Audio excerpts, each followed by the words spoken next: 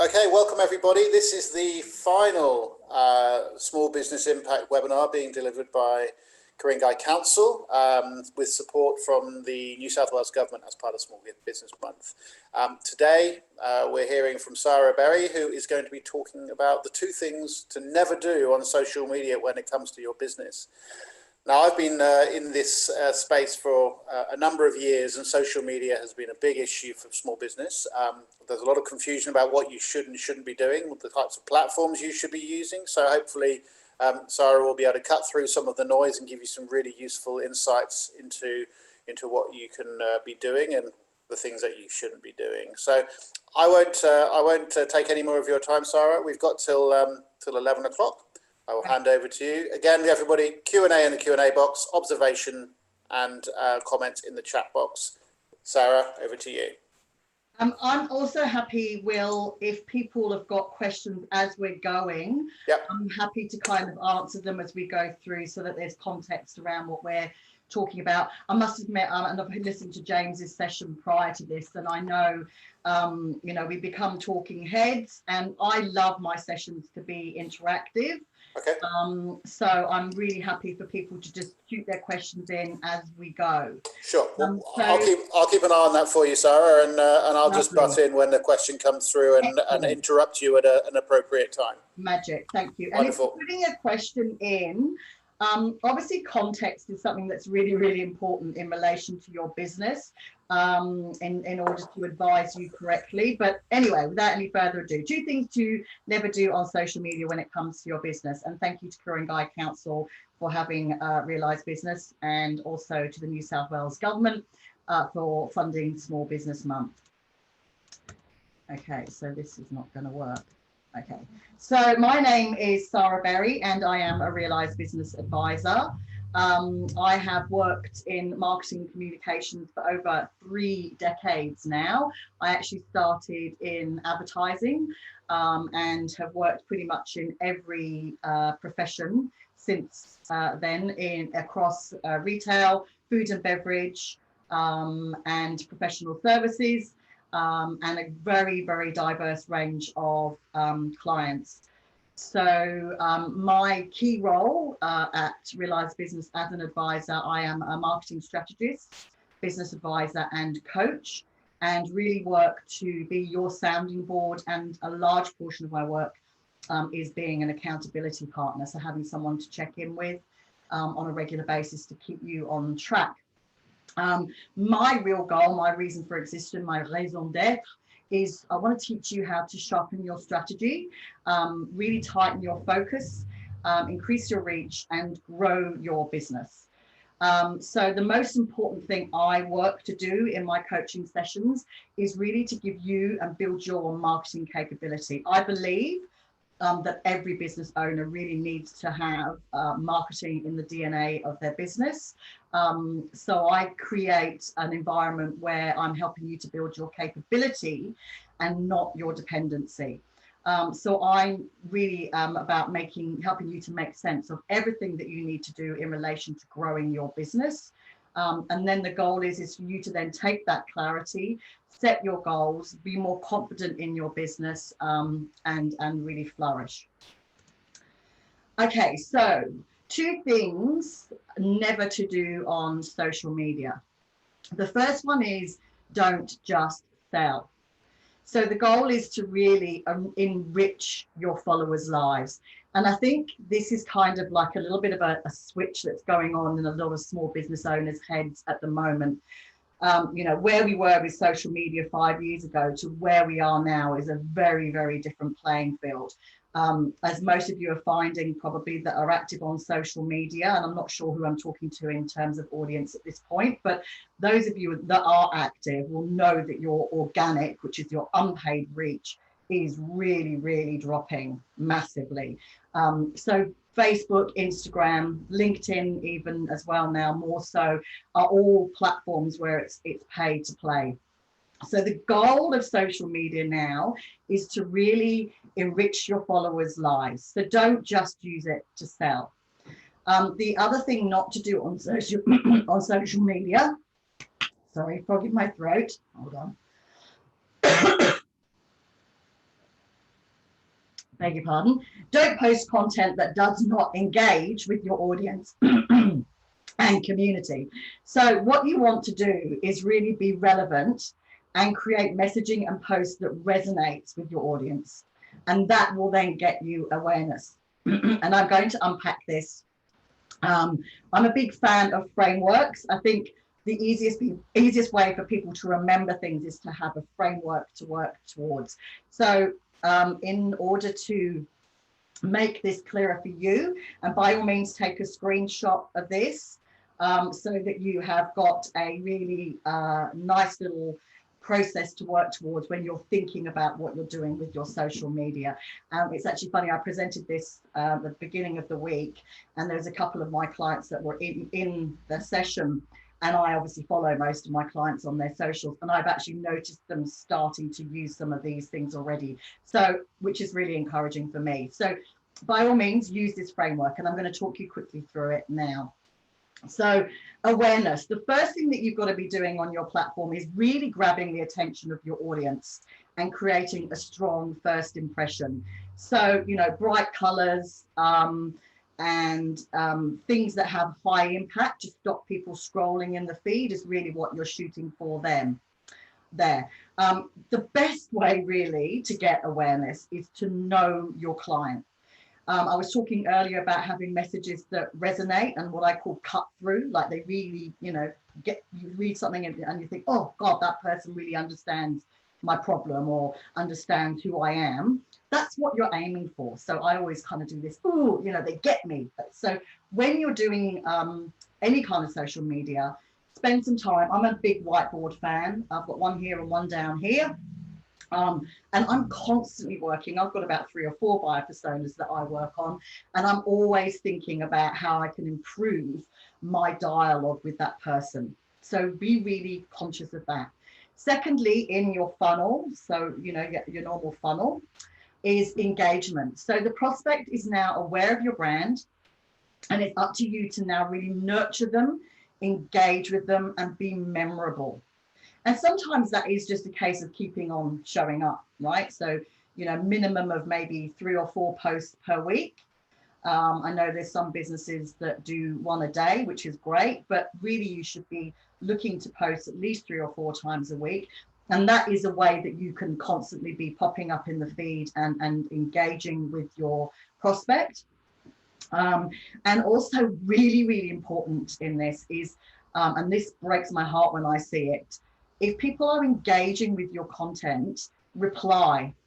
Even if they've said something, like it. But engagement is actually the key algorithm at the moment. So Facebook and, well, in fact, most of the social media platforms reward engagement. So if somebody's commenting, posting, liking, carry on with that conversation, because it means that you're going to get more reach as well. But so the name of the game really is to get engagement. So yeah, I you know, it does, like I was saying, it does make me cry a little bit inside when I see someone's got a really, really good Facebook page and a great community following, and people are madly commenting on something that's been posted and there's no response. Don't do that.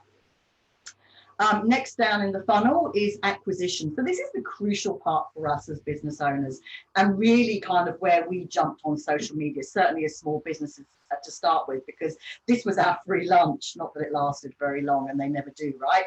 But this is really where we want to nudge the audience to take action and purchase.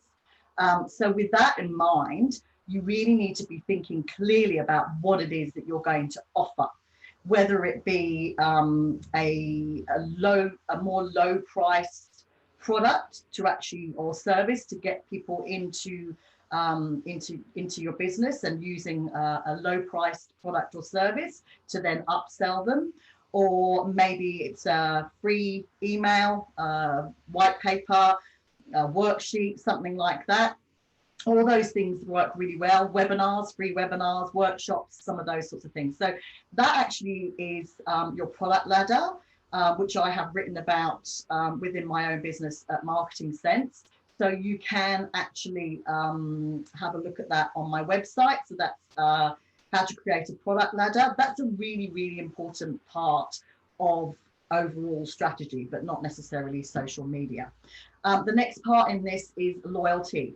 So once a customer has purchased, you've got to work really hard to retain them. So I think one of the places now where social media is really valuable to us as small business owners is it's now offering us another channel. And probably most of you are sitting there groaning, but you know, it's another way for our clients to reach out to us. It's another way to offer really good customer service, which means it's another way to do something better than your competitor. I don't know about you, but I never ever ring a restaurant now. I always just send them a message through chat, and very much the same with booking a hairdresser and those sorts of things, all done through chat for me these days, Facebook chat. Advocacy, last but not least. So advocacy is this part that really, really does interest me. This is about the creating a real community, and this is really where everything is heading with social media, as I mentioned at the top of the funnel there. So creating a community of belonging and really fostering an emotional connection with your brand is what will turn your loyal customers into advocates. So people trust a brand recommended by their friends. Okay, there's research that bears this out. So it's really, really important for you to work towards creating this community. Okay, so I've got a few minutes because I'm conscious of the box going away. How many questions do I have in there at the moment? You have one question at the moment, which is coming: is paid Facebook ads effective in acquiring new customers? Is the one question from Rob.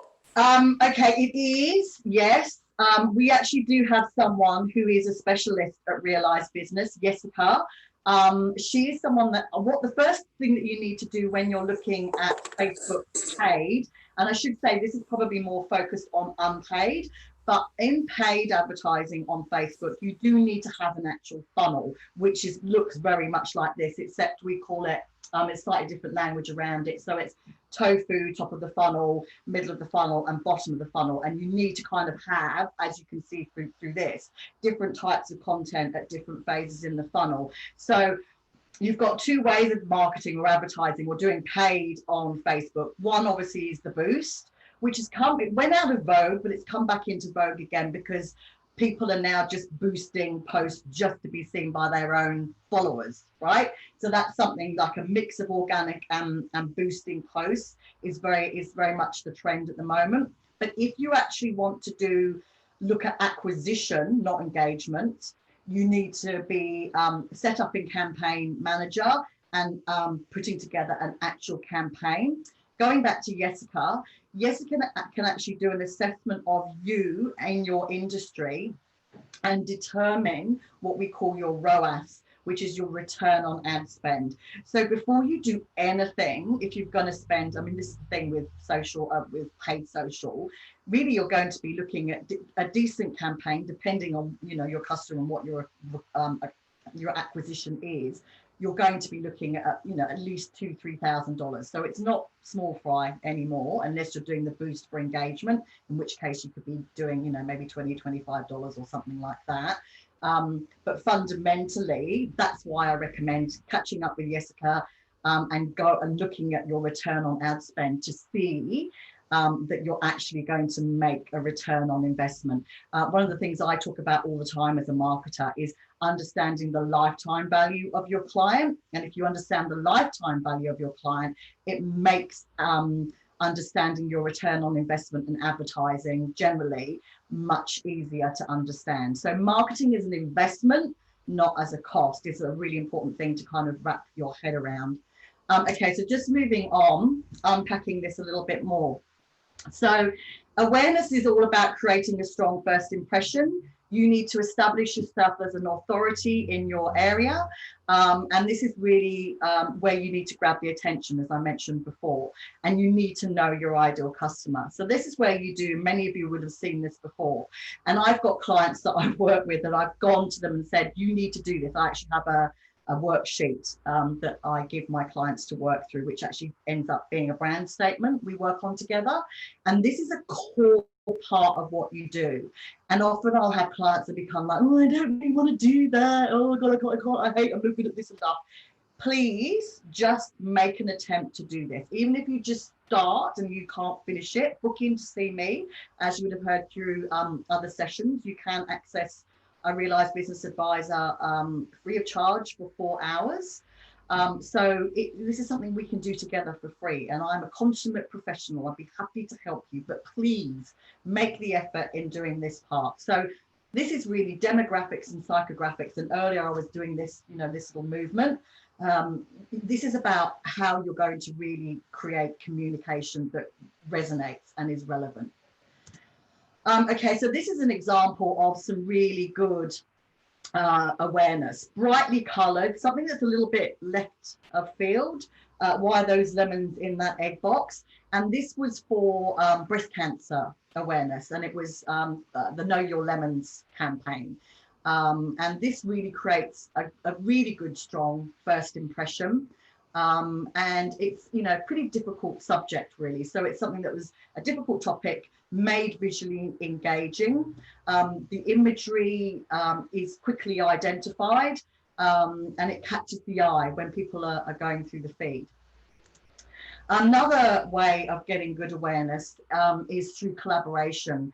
Happy Skincare are an Australian brand, and in this particular instance, they tagged Women's Weekly in a collaboration that they were working on with the Women's Weekly, and that sort of stuff is really good to increase awareness as well.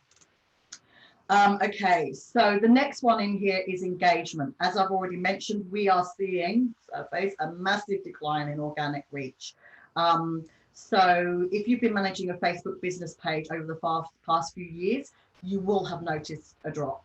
And I'm sure you're also sitting there going, for sure. So this is where it's really, really important that you're getting people to engage. Going back to the algorithm again, the key thing that the algorithm rewards, I mean, we don't really know, it's all very secret, right? But the key thing that the algorithm is going to reward, it's common sense, is people, Facebook, Zuckerberg wants people to stay, or Instagram, or any of the platforms, Microsoft that owns LinkedIn now, they want you to stay engaged with the platform. So they want to keep you there, and the way of keeping you there is to serve you engaging content. So just think of it that way. So here are some tips with respect to the algorithm. Start conversations that get people talking to each other. So I'm an older person, and this is one of the things that's difficult. Like, I can quite naturally converse with people face to face in an offline environment, something I'm very confident in doing. But we do need to foster those skills, especially as older generation X's.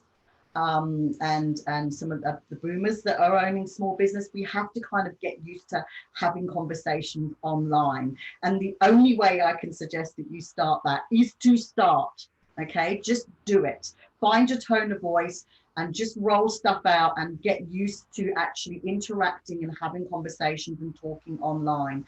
You know, the millennials obviously do it much better than we do. And so there's a lot of millennials that I will follow and take advice from in terms of trying to get my conversations going and getting people talking to each other online. Post when your audience is online. So obviously I'm not going to unpack analytics today because that's a whole other topic in itself.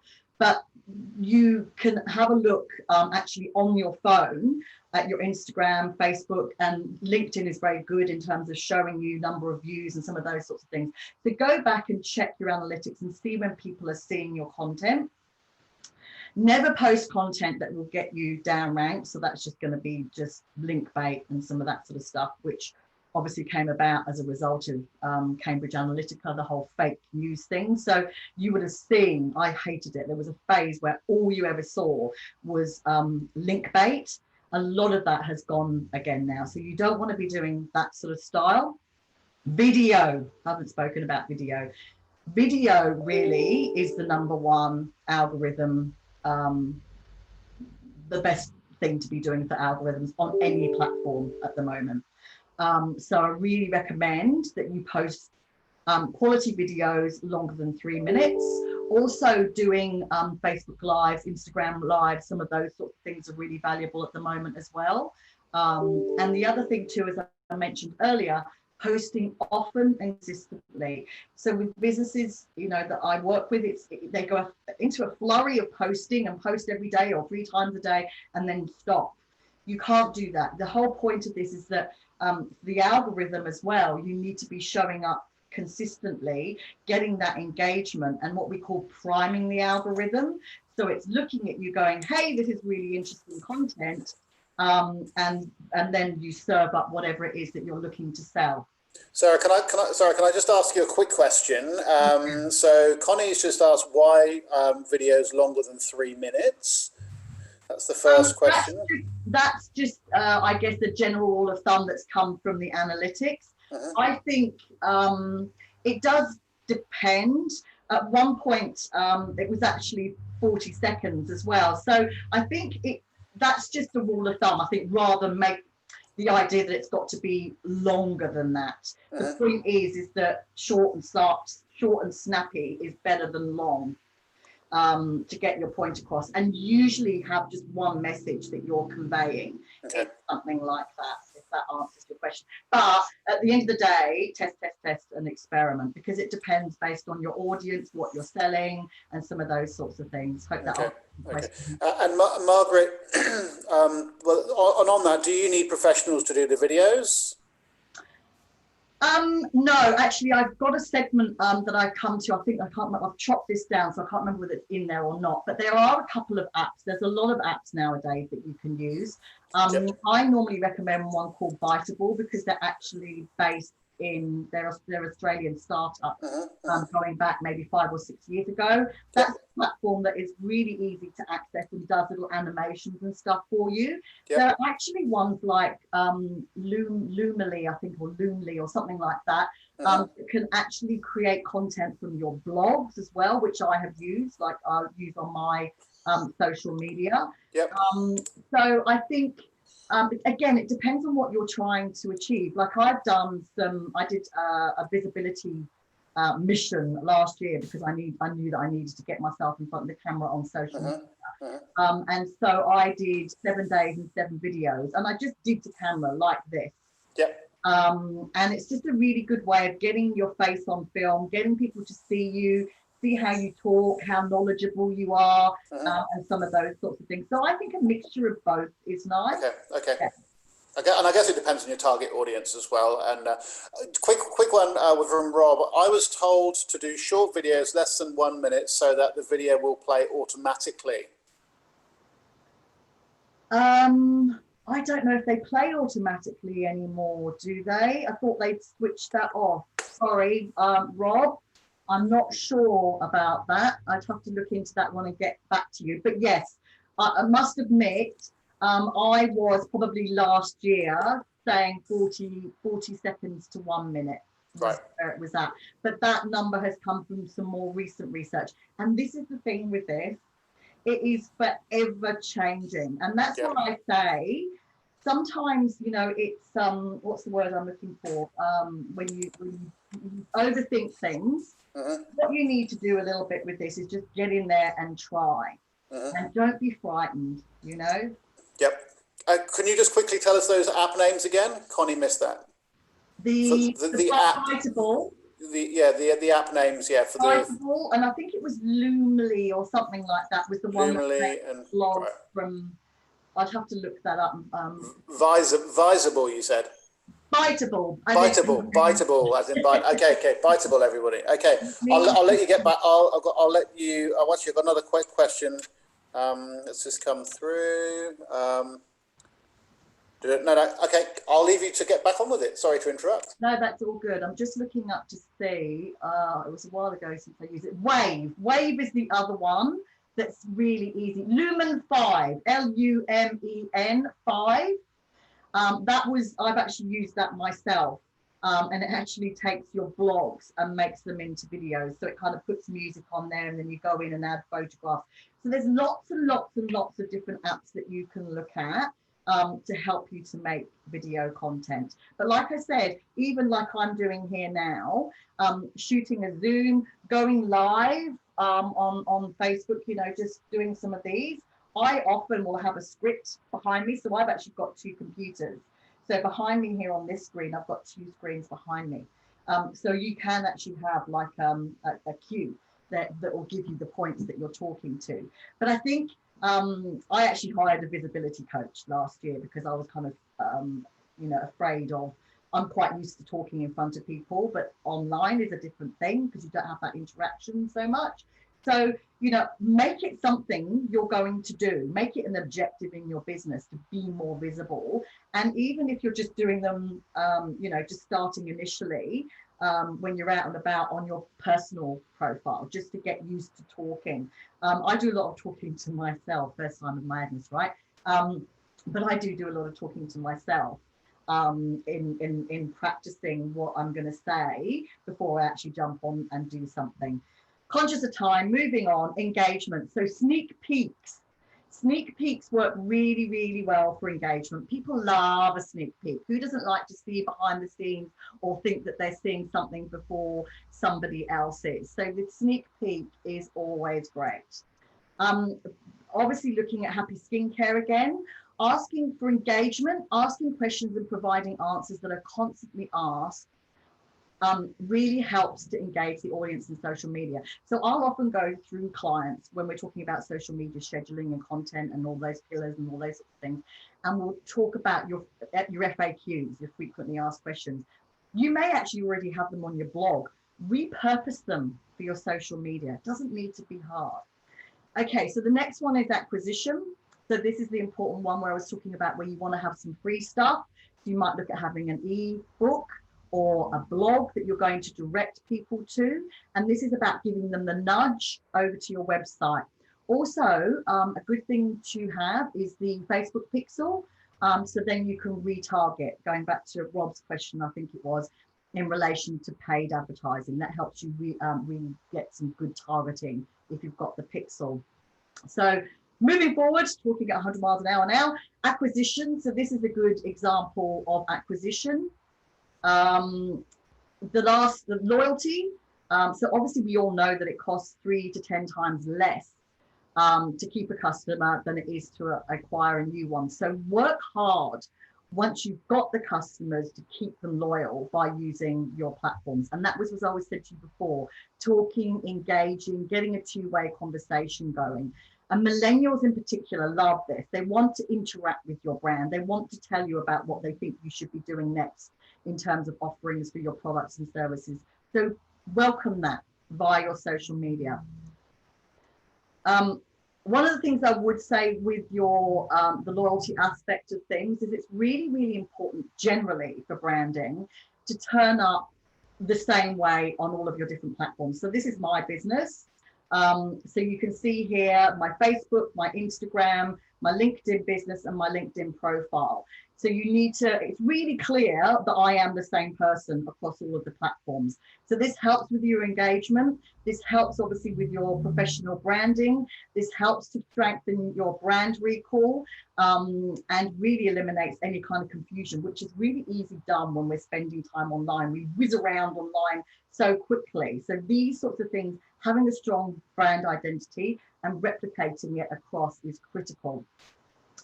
Advocacy is really about the work, building up on the word of mouth marketing.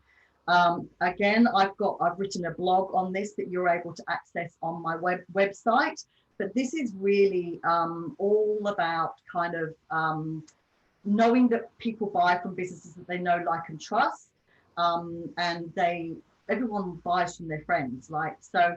With brand trust in decline, the word of mouth trust is on the rise. So you really need to use your social media to encourage word of mouth, but obviously online word of mouth as opposed to offline word of mouth. So there's a whole strategy that goes behind this, but basically starts with understanding who your key fans and followers are. Obviously conscious of time here, but feel free to go and check out my blog, Unlocking the Power Word of Mouth Marketing.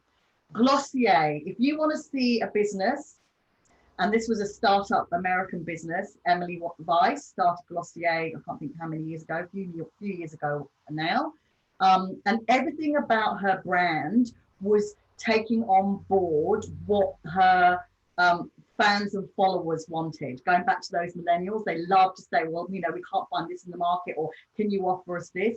So Glossier started up to exist purely to serve her fans and followers and what they wanted. So advocacy was actually built into her business model. And advocacy is something that Glossier, or Weiss, Emily, is always focusing on. So just have a look at them and have a read of her story. And that's something, again, that I would encourage you to think about. How can I use and build this into my DNA in terms of actually just shifting your business model? How can I use social media to listen and really change up what my offerings might be? And the other company to look at, Koala, they're an Australian company doing some great things on social media at the moment. Yes, so it is now 11 o'clock. Will, sorry, I've run over. All is social media. All is good, Sarah. All is good. Now, if anybody has any further questions, please post them in the Q&A box, please. There was two things I really picked up from your presentation today, Sarah. The lovely line that you said was the capability and not dependency, and that's such an interesting statement, because I think so many people are very dependent on others, and you can quite easily upskill in a lot of areas. So and the other one was about retaining customers. 3 to 10 times, it costs 3 to 10 times less to retain rather than get new clients. So I thought that was really interesting too. So we've had some positive feedback. Thank you, Margaret. Great session. So anybody got any more questions? I did post a link to Biteable. Anonymous attendee, I will be sharing the recording of this session so you can go through it at your own leisure. That will be coming tomorrow. And all that will also come with a feedback form. So I think that is. Does anybody else have any other further questions? While we wait, Sarah, do you have any final comments before we close out? No, only just to say, obviously, if anyone hasn't attended any of the other sessions before, and I don't want to bang you over the head with us, but this webinar has been brought to you, obviously, by your good self, Ku-ring-gai Council and Realise Business and New South Wales Government. And if you do want to book in for the one-to-one advisory sessions, remembering that those first 4 hours are free, and if you're on JobKeeper, you can get up to 60 hours free. So please reach out to Realise Business. We've got lots of advisors with lots of great capabilities, and I'd be happy to help anyone with their social media and general marketing. So great. Look forward to hearing from you, and thank you so much for having me, Will. No worries, and thank you, everybody. Thank you. We will, as I said, I'll share the recording, and also please use Business Connect Advisors. It's free for 4 hours and then highly subsidized after. You'd be crazy not to. Thank you so much, everybody, for coming. Thank you, Sarah, for a great session, and we'll see you all very soon. Cheers.